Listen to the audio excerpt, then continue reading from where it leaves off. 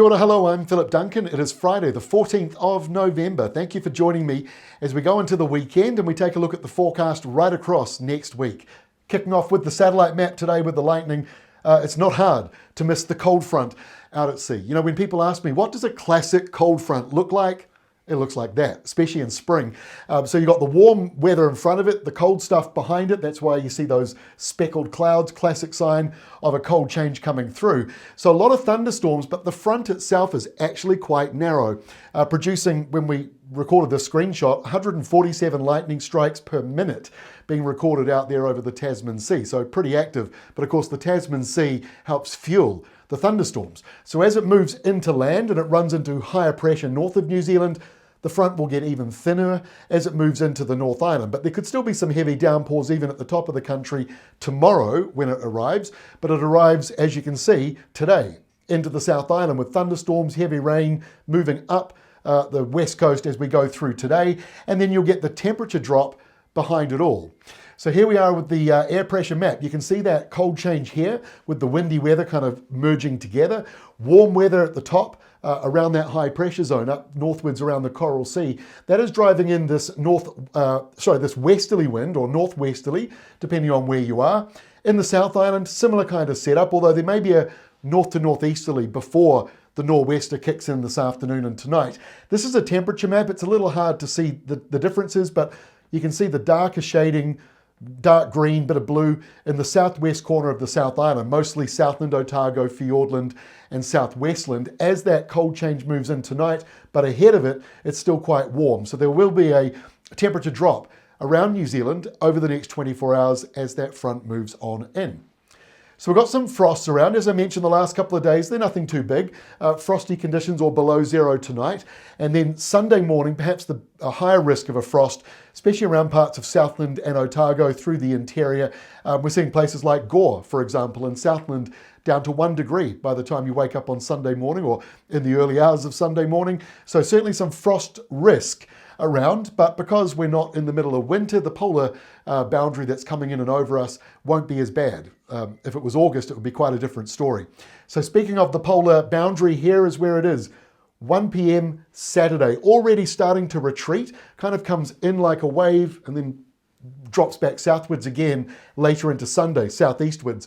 So we'll clear away from the lower North Island and the top of the South Island as we go into the afternoon. But everybody else will notice the temperatures down as a result of that change, and even the top of the country. You know, there's still a southwesterly wind coming through. That is the cold front that you just saw so dramatically on the satellite map. As it runs into the high pressure zone north of New Zealand, it will weaken that front quite a bit. There could still be a thunderstorm or a heavy downpour. We had some this morning around the western and top parts of the North Island, but Saturday it does fall apart, but daytime heating may produce some heavier downpours inland. So worth monitoring that on the rain radar going through Saturday, even though the front itself, as you can see, not overly dramatic. And by Sunday, it's all gone. High pressure that was north of us is now drifting to the east of New Zealand. We see a northerly wind developing out here in the Tasman Sea, and that starts to arrive into the lower South Island later into Saturday, even a bit of a nor'wester coming back in again around the Cook Strait area later on. Might take a little bit of a while to get going. So that is a change. Sunday's an interesting day because it will be a bit cooler in the morning, colder for some, cooler for others. And then during the afternoon, the sun comes out, the heat comes through, and temperatures will lift up again. So the cold change that's coming in is short-lived. And by Monday, we've got subtropical airflows returning to the whole country. Well, it might take a bit of time for some regions, but really the whole nation gets it. This airflow going around this enormous high pressure system, this anticyclone out to our east. Anticyclonic wind or air going past the tropical islands and down into New Zealand. And if you're not getting that part of it, you track the origins of these isobars and it's coming out from around kind of the northern Tasman Sea, Coral Sea area. So no matter how you slice and dice it, that is a much warmer airflow coming down across the country as we kick off next week. And another front building out at sea here, so more rain around around Fiordland and Southwestland, and around Southland and Otago, gusty winds start to kick in. So we've got quite a lot of temperature changes around at the moment. Now, part of that is spring, but the other part of it is the sudden stratospheric warming that occurred over Antarctica back in winter and early spring. And then, of course, La Nina that's trying to build up in the tropics. So there are kind of two things going on. You got the blue line, the polar boundary, that is far more loose this year. It's wavy. It comes up and down all the time. Now, it does that in winter, but usually in spring, it starts to push much further southwards. But as you can see here, it surges back up again for Australia, drops down for New Zealand, surges back up again well east of us. That's the one that we're getting for tonight and going into Saturday, now moving well east of us by Tuesday of next week. So that blue line, the ups and downs of it, that is going to continue on going into December, bringing us these bursts of what I call spring-like weather, but some of you call it wintry. And then further northwards, you've got the tropical life happening with this La Nina that's trying to build. Now, that's measured up at the equator, but we are seeing more low pressure, more showers developing to the north. And when you've got high pressure to the east of New Zealand, pulling down more of that humid airflow could produce thunderstorms and showers and higher temperatures. It's bringing us these swings in our weather. And so I don't expect that to change. New Zealand in the middle of this sort of tug of war between the stormier than usual weather pattern we've got south of the country and the developing, or at least possibly developing, La Nina to the north of New Zealand. We've got some windy weather being stuck between all of this stuff. So on Tuesday, could be a surge of gale force winds getting up over 110, 120 kilometres an hour. Not 100% locked in this far out, although the modelling is certainly showing some windy weather. But whether it precisely happens at the time that we're showing you here, that could still move around a wee bit over the next couple of days.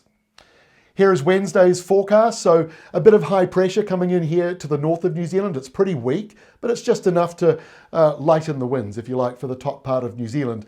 As you drop down the country, though, the windy nor'westers, they are still around to some degree. And the polar boundary surges back up again for Australia. They're getting it far more often than we are in New Zealand at the moment. So another one coming for them next week. Polar boundary still south of us, as you can see there. And it stays that way into Thursday as well, while Melbourne and Hobart, several million people feeling a wintry change occurring over there later next week. We're on the other side of it with a subtropical airflow coming down for the North Island and even to some degree for the South Island too.